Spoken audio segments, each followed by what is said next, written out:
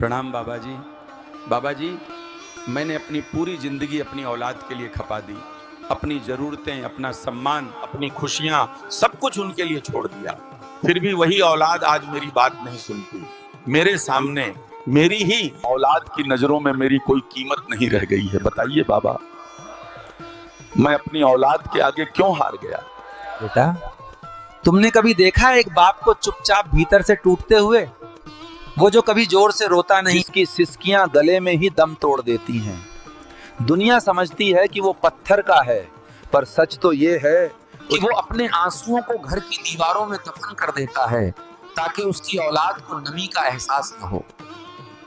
वो बाप जो रात भर अपने दुखों के साथ जागता है और सुबह होते ही फिर से वही पुरानी मुस्कान का मुखौटा पहन लेता है ताकि घर में सब सुरक्षित महसूस करें। एक बाप था बेटा, बिल्कुल साधारण सा। न उसने बड़ी डिग्रियां ली थी, न ही वो दुनियादारी की चालाकियों में माहिर था, पर उसमें एक बात थी, ईमानदारी। उसने जिंदगी भर सच का दामन थामे रखा और मेहनत को अपनी लाठी बना लिया। उसके मन में बस एक ही धुन सवार थी कि जो तपती धूप मैंने देखी है, जो कांटे मेरे पैरों में चुभे हैं, वो मेरी औलाद को कभी न देखने पड़े। उसने अपनी खुशियों की चिता खुद ही जला दी और अपने सपनों की राख पर अपनी औलाद के भविष्य का महल खड़ा किया। उसने कभी नहीं गिना कि उसके जूतों में कितने छेद हैं या उसकी कमीज कितनी पुरानी हो गई है। उसने अपने शरीर की थकान को कभी अपनी जरूरतों से आगे नहीं आने दिया। वो सुबह सूरज के निकलने से पहले ही घर छोड़ देता था और जब लौटता था तो तारे निकल आते थे। थका हारा जब वो घर पहुंचता तो अपनी औलाद को सोता हुआ पाता। वो उनके माथे को चूमता, उनके पैरों की बढ़ती लंबाई को देखकर अपनी थकान भूल जाता और इसी संतोष में सो जाता कि कल फिर उनके लिए पसीना बहाना है। बेटा, एक बाप कभी अपनी ममता का ढिंढोरा नहीं पीटता। वो उस नींव के पत्थर जैसा है जो जमीन के नीचे खुद को दफन कर लेता है ताकि ऊपर की इमारत चमकती रहे। उसने अपनी पूरी उम्र अपनी हड्डियों को गलाया ताकि तुम्हारी जिंदगी में रोशनी रहे। उसने अपना सम्मान दांव पर लगा दिया, दुनिया की झिड़कियां सही, अपमान के घूंट पिए, सिर्फ इसलिए कि उसकी औलाद का सिर समाज में ऊंचा रहे।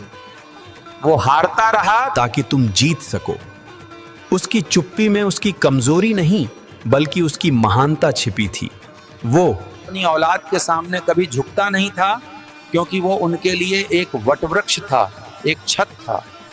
उसने अपनी पूरी हस्ती, अपना पूरा अस्तित्व अपनी औलाद के नाम कर दिया और बदले में क्या चाहा?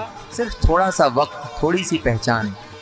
पर आज जब वही नींव का पत्थर उपेक्षित महसूस करता है तो वो हारता नहीं है बेटा, वो बस हैरान रह जाता है कि जिस फसल को उसने अपने खून से सींचा, आज वो फसल उसे पहचानने से इनकार कर रही है।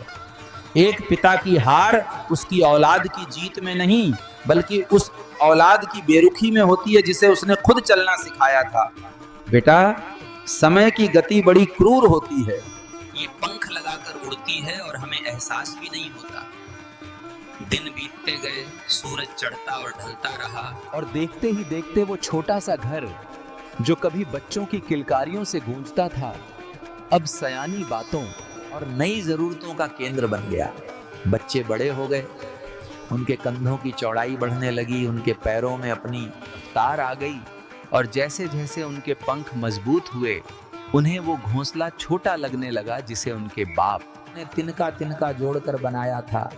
जैसे जैसे दिन ढले, उस बाप की अहमियत घर के किसी कोने में रखे उस पुराने फर्नीचर की तरह हो गई जिसकी जरूरत तो है पर जिस पर धूल जम चुकी है।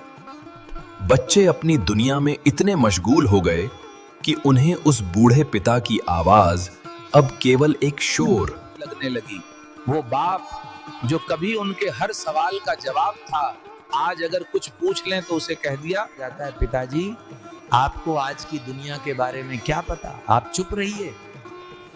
कितना बड़ा प्रहार होता है उस दिल पर जिसने तुम्हें बोलना सिखाया था, आज उसे ही चुप रहने की सलाह दी जाने लगी।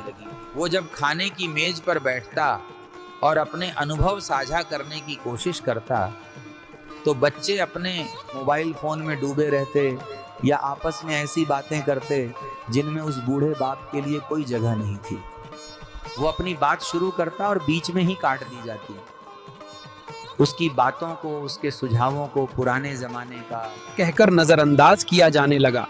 बेटा, सबसे ज्यादा दर्द तब होता है जब बाप के उन कामों को जिन्हें उसने अपनी जान हथेली पर रखकर पूरा किया था बच्चे फर्ज का नाम देकर छोटा कर देते हैं। बच्चे कहने लगे, आपने हमारे लिए किया ही क्या है? हर बाप अपनी औलाद के लिए इतना तो करता ही है। सोचो उस कलेजे पर क्या गुजरी होगी जिसने अपना हर कतरा तुम्हारे नाम कर दिया और बदले में उसे ये सुनने को मिला कि उसने कुछ खास नहीं किया। वो बाप अपनी दवाइयां खुद लाने लगा क्योंकि बच्चों के पास उसे डॉक्टर के पास ले जाने का समय नहीं था। वो रात को अंधेरे में अपनी लाठी ढूंढता इस आस में कि कोई बच्चा पास आकर पूछेगा, बाबूजी आज आपकी तबीयत कैसी है? पर कोई हाथ उसे थामने के लिए आगे नहीं बढ़ता। वो सुबह बरामदे में बैठकर अखबार के पन्ने पलटता रहता। पास से गुजर जाते जैसे वो वहां बैठा कोई इंसान नहीं बल्कि एक साया हो। बाप की नसीहतें अब टोका टाकी लगने लगी, उसकी फिक्र अब बंदिश लगने लगी।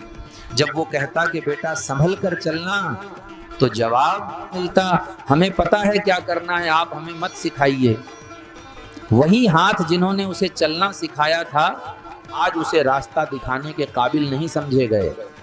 वो बाप जो कभी घर का राजा था अब अपने ही घर में एक मेहमान की तरह रहने लगा, डरा हुआ, सहमा हुआ कि कहीं उसकी किसी बात से बच्चे नाराज न हो जाएं। उसने जो पसीना बहाया था उसे बच्चों ने पुरानी बात कह दिया। उसने जो त्याग किए थे उन्हें मजबूरी मान लिया गया। वो चुपचाप अपनी उपेक्षा का जहर पीता रहा। वो देखता रहा कि कैसे उसके बनाए हुए साम्राज्य में उसे ही पराया किया जा रहा है। उसकी आंखें पथराने लगीं, पर उसके होठों पर अभी भी अपनी औलाद के लिए दुआएं ही थीं। वो टूटा, वो बिखरा, पर उसने अपने बिखरे हुए वजूद को भी औलाद के रास्तों में बिछा दिया ताकि उन्हें ठोकर न लगे। पर अफसोस उन बच्चों ने उस पर पैर रखकर आगे बढ़ना तो सीख लिया पर उसे उठाकर गले लगाना भूल गए। बेटा, मैं तुम्हारे लिए एक प्रश्न छोड़ रहा हूं। अगर तुम एक बाप हो तो क्या तुम प्यार के नाम पर अपनी गरिमा और अपनी सीमा खो रहे हो? जिसे तुम अगाध प्रेम कह रहे थे, क्या वास्तव में वो तुम्हारा मोह और अनुशासनहीन ढीलापन नहीं था? तुमने उन्हें सब कुछ दिया पर उन्हें अभाव का मूल्य नहीं सिखाया। तुमने उनके रास्ते के हर पत्थर को खुद हटाया पर उन्हें ठोकरों से लड़ना नहीं सिखाया। आज जो तुम ये बेरुखी और तिरस्कार झेल रहे हो उसके जिम्मेदार केवल वो बच्चे नहीं हैं। वो ढीलापन, वो अति ममता जो तुमने उनके बचपन में दिखाई वही आज उनकी उद्दंडता बनकर हमारे सामने खड़ी है। तुमने उन्हें प्रेम तो दिया पर सम्मान की सीमाएं नहीं सिखाई। तुमने उन्हें अपना सब कुछ सौंप दिया पर उन्हें ये नहीं सिखाया कि पिता के पसीने की बूंदों का सम्मान कैसे किया जाता है। इसलिए विचार करना कि ये उनकी परवरिश का दोष है या तुम्हारे उस अंधे प्रेम का कारण था जिसने उन्हें इतना हक दे दिया कि वे तुम्हें ही भूल गए। क्या तुमने उन्हें पालने में अपनी आत्मा की सीमाओं को इतना ढीला कर दिया कि आज उनके पास तुम्हारे लिए कोई स्थान नहीं बचा? इस प्रश्न का उत्तर अपने भीतर खोजना, क्योंकि जब तक तुम अपनी गलती नहीं समझोगे तुम्हारी आत्मा को शांति नहीं मिलेगी। जय श्री राम।